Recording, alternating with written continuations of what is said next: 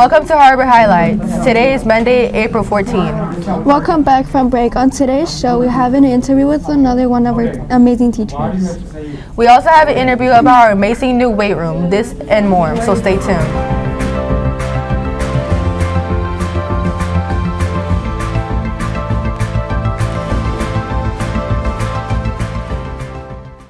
Hi, I'm Dari. And I'm Devani. To start our show, please rise for the Pledge of Allegiance. I pledge allegiance to the flag of the United States of America and to the republic for which it stands, one nation, under God, indivisible, with liberty and justice for all. Thank you. It's been fun getting to talk to some of our new teachers throughout the year. We had a few students catch up with Ms. Crowley. Let's watch.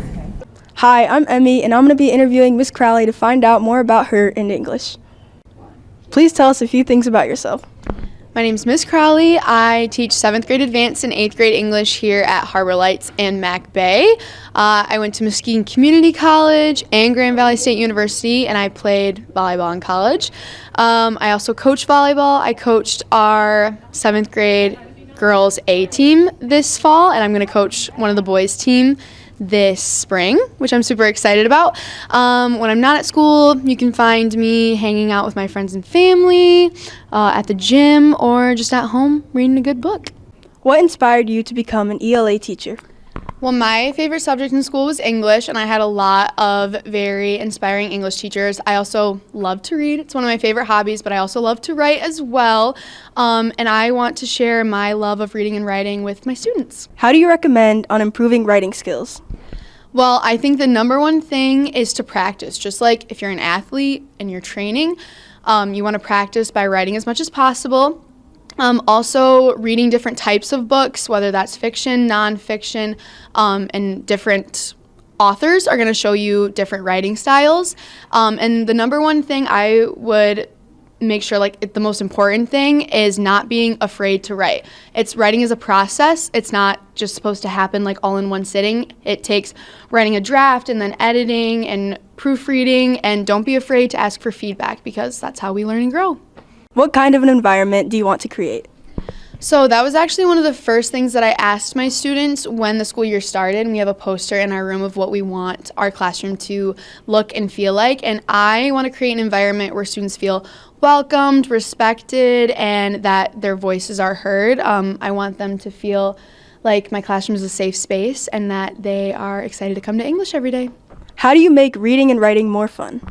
Well, one thing that I really love that we do in here is we read independently every Monday, Wednesday, and Friday, and my students get to pick their own books that they want to read from the library so that they have that choice. And then one thing that we've been doing, something that was new in here, is something called We Will Write, which Emmy did, and it was a lot of fun. You get put into teams, and you get to write about these little writing prompts, and then everybody gets to vote on who they think did the best, and I think everybody had a lot of fun with it. What are your goals for your classroom? A few goals I have for my classroom are for my students to develop a love or maybe just a like for reading. I want to share that with them. And then I also want them to become more confident in themselves as writers. Thank you to Ms. Crowley for answering our questions, and thank you, Avery, for recording. We are so glad you are at our school. Now for this week's general announcements. Hi, I'm Kaylin. And hi, I'm Amani. We have many clubs and activities. Make sure to read the daily announcements for the latest updates for something that might sound good to you. 8th graders, are you interested in being a part of a student senate in high school? Don't forget to complete the application by April 21. The application requires a teacher recommendation, so don't wait until last minute to get this done.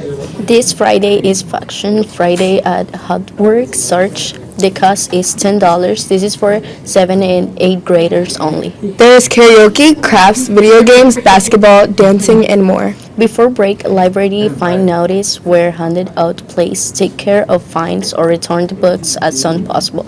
Now for our book talk of the week.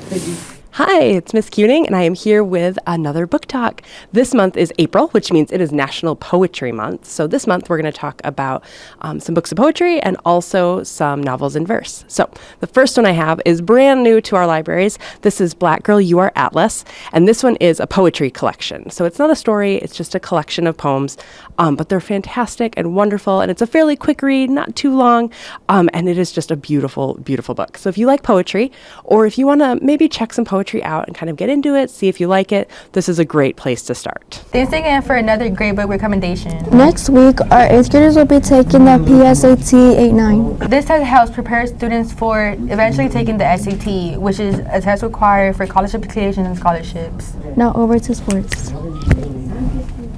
And I'm Ellie. Here are the competitions for the week. Wednesday, the track and field teams has their first meet home against Holland Christian. Girls soccer plays Thursday home against Jenison. For girls tennis, the black teams play home Thursday against Holland Christian, and the white teams play away both Tuesday and Thursday. There is an exciting opportunity for West Ottawa students to go cheer on the varsity baseball team. Wednesday, April 30th, they will be challenging Forest Hill Central at the LMCU ballpark where the Whitecaps play. There is a bus available for free transportation, and when you ride the bus, you get into the game for free. You must sign up by April 25 to secure your spot on the bus. Talk to varsity coach baseball, Mr. Bateman, with any questions. We have an exciting new elective, and here is Mr. Dykehouse to tell you more. What is strength and conditioning? It's a great question.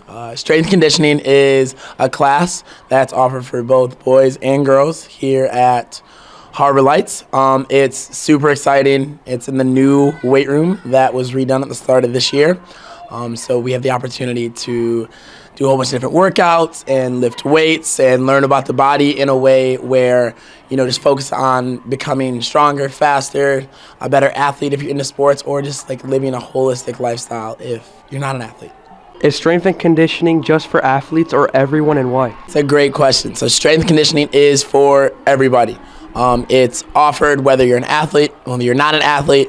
It's another opportunity to make sure that you're taking care of your body, right? You only get one of them, so making sure that you understand how to work out and how to do it safely, the right way.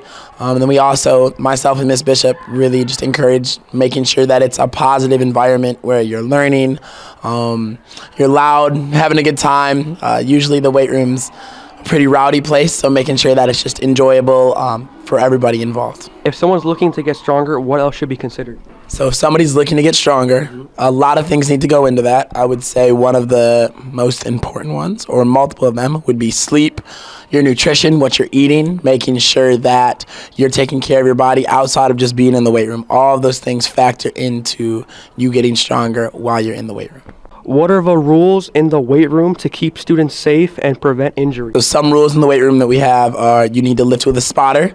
So a spotter is somebody who's watching you lift or watching you go through the activity that we're doing and making sure you're doing it safely. They're paying attention to the person that's being active and making sure that everything that they do is totally okay. Another one we have is not touching the weights until everyone's up in the weight room, ready to go. Making sure that students, when they're in there, they're safe, they're together. The weights are only touched after being told by an instructor. That's super important. And then also just making sure that when a student is lifting, that they're totally solely focused on that lift, not everything else going around them. Those are some of the examples. There are many more, but just making sure that while you're in class, you're having a good time, making sure that the weights and stuff that's being used is appropriate to the person too. That's really important. So trying to lift within the parameters of what your body is physically capable of. I would say that's probably one of the more important ones for sure. Thank you to Mr. Dykehouse for giving us the time to interview him, and thank you to Eric for filming this video.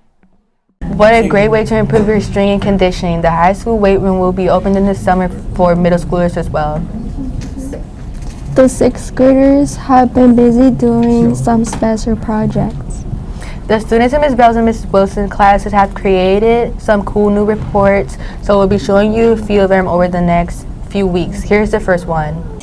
JASP News, and today we are going to be questioning the rubber tappers in the Amazon fence The Amazon is home to one of fifth of the world's land species. Now onto the anchor. Rubber tappers have come to Amazon around the late 18th.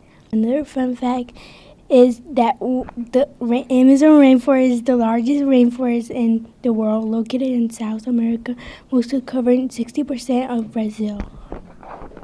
Hi, my name is Abel, and today I am interviewing rubber tappers. How do you use the land? We use resources by scraping rubber trees to collect sap to make the items you use to your day-to-day lives.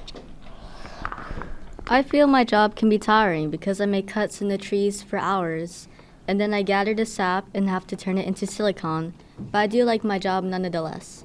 We want to continue doing our job because it doesn't make damage to the environment and it is beneficial to society, and this is how I make a living. What would you say about the people working to destroy the Amazon? I say they need to stop. They're corrupting the rainforest and cutting down the trees we need to survive. Do you know what caused this to happen? What does this mean for the Amazon rainforest?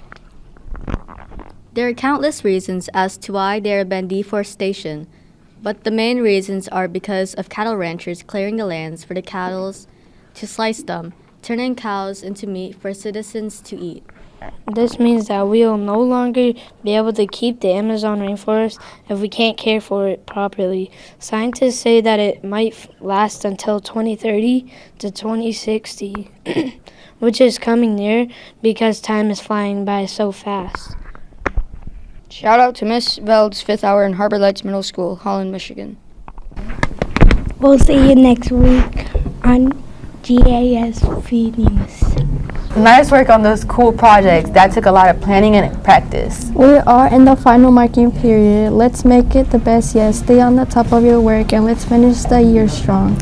Have a great week. Don't forget, be the best Panther you can be. Work hard, be respectful, be responsible, make good choices, and as always, go Wolves!